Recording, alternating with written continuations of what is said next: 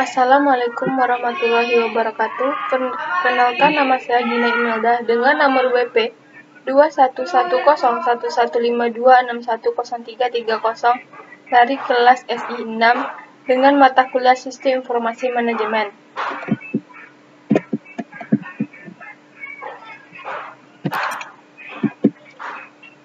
Di sini saya akan mempresentasikan tugas yang Bapak berikan. 1. Syarat-syarat sebuah sistem informasi. Pada materi kali ini, saya akan membahas bagaimana syarat sebuah sistem informasi yang baik. Sebelum membahas syarat tersebut, kita harus mengetahui apa itu sistem informasi.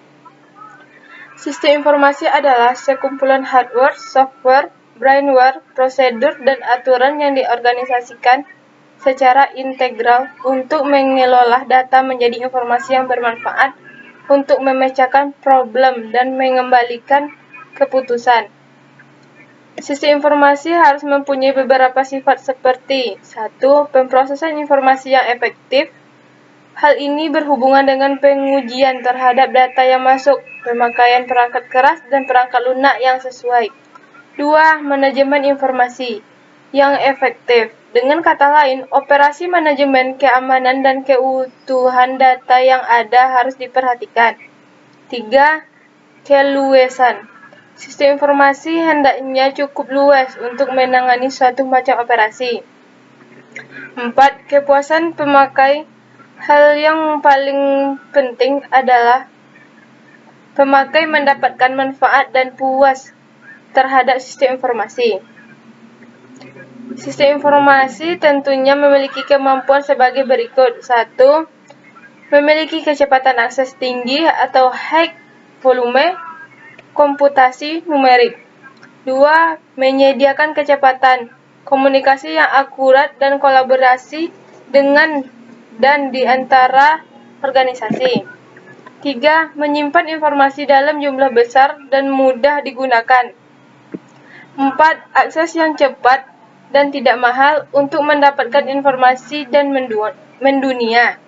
5. Fasilitas untuk menginterpretasikan sejumlah data yang besar. 6. Meningkatkan efektivitas dan efisiensi dari orang-orang yang bekerja dalam kelompok dalam satu tempat atau dalam lokasi yang berbeda di mana saja. 7. Mengotomatisasi proses bisnis dan pekerjaan manual. Komponen sistem informasi terdiri dari 1. Blok masukan atau input, memiliki data yang masuk ke dalam sistem informasi. Input di sini termasuk metode-metode yang media yang digunakan untuk menangkap data yang akan dimasukkan yang dapat berupa dokumen-dokumen dasar. 2. Blok model. Blok ini terdiri dari kombinasi prosedur logika dan model matematik yang akan memanipulasi data input dan data yang tersimpan di basis data dengan cara yang sudah ditentukan untuk menghasilkan keluaran yang diinginkan. Soal nomor 2 yaitu komponen sistem adalah suatu sistem terdiri dari sejumlah komponen yang saling berinteraksi, yang artinya saling bekerja sama membentuk satu kesatuan, dapat berupa suatu subsistem atau bagian dari sistem. Dari Jogianto HM 2010, komponen sistem adalah keseluruhan makna yang terdiri dari sejumlah elemen, di mana elemen yang satu dengan elemen lainnya memiliki ciri khusus yang berbeda-beda.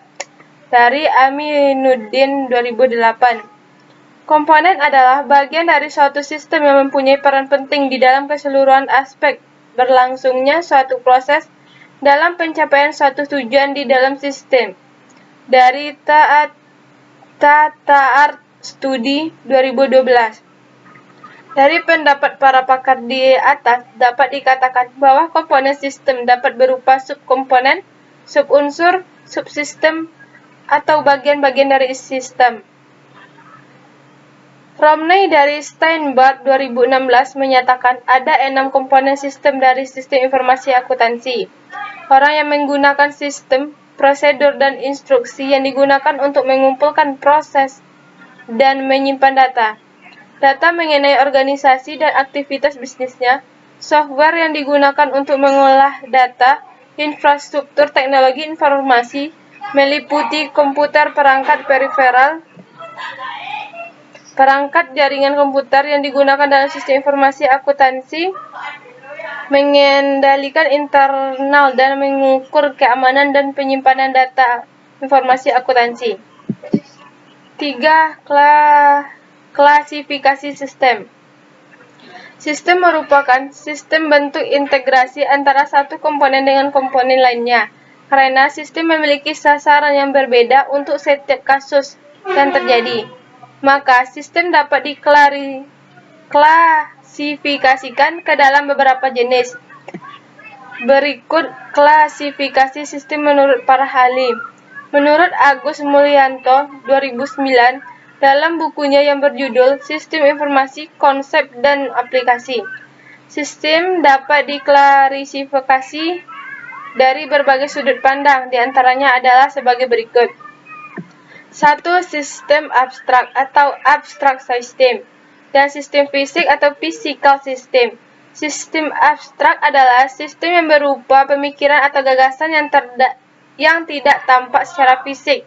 Sedangkan sistem fisik atau physical system adalah sistem yang ada secara fisik dan dapat dilihat dengan mata. Sistem alamiah atau natural system dan sistem buatan manusia atau human-made system. Sistem alamiah adalah sistem yang keberadaannya terjadi karena proses alam, bukan buatan manusia, sedangkan sistem buatan manusia adalah sistem yang terjadi melalui rancangan atau campur tangan manusia. 3. Sistem tertentu atau deterministic system, dan sistem tak tertentu atau probabilistic system. Sistem tertentu yaitu sistem yang operasinya dapat diprediksi secara cepat dan interaksi di antara bagian-bagiannya dapat dideteksi dengan pasti. Sedangkan sistem tidak tentu yaitu sistem yang hasilnya dapat diprediksi karena mengandung unsur probabilitas. 4. Sistem tertutup atau closed system dan sistem terbuka atau open system. 4. Karakteristik sistem adalah sistem yang mempunyai komponen-komponen batas sistem, lingkungan sistem, penghubung, masukan, keluaran, pengolahan, dan sasaran. Untuk lebih jelasnya dapat dilihat pada gambar di bawah ini yang merupakan karakter sistem. 5. Mempengaruhi kualitas informasi adalah ketepatan waktu sangat mempengaruhi kualitas informasi. Informasi terkini selalu menjadi perhatian penggunaan media sosial saat ini. Tentu, masyarakat atau pengguna media sosial mengharapkan berita atau informasi dapat disebarluaskan dengan cepat, tepat, dan akurat. Salah satu prinsip dari komunikasi efektif adalah ketepatan waktu atau timelines yang menjadi penentu kualitas informasi. 6. Informasi manajemen adalah memiliki peran penting dalam melaksanakan suatu organisasi. Tujuan sistem informasi suatu manajemen diantaranya adalah sebagai berikut. Menyediakan layanan informasi dalam perhitungan produk, harga pokok jasa, maupun tujuan lain yang menjadi target manajemen.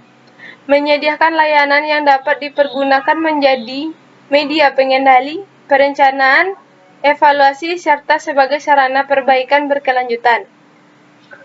Menyediakan informasi pendukung yang dapat digunakan untuk analisis dan pengambilan keputusan suatu perusahaan. Secara garis besar, sistem informasi suatu manajemen bertujuan untuk memudahkan pekerjaan dan pengolahan manajemen dalam suatu perusahaan.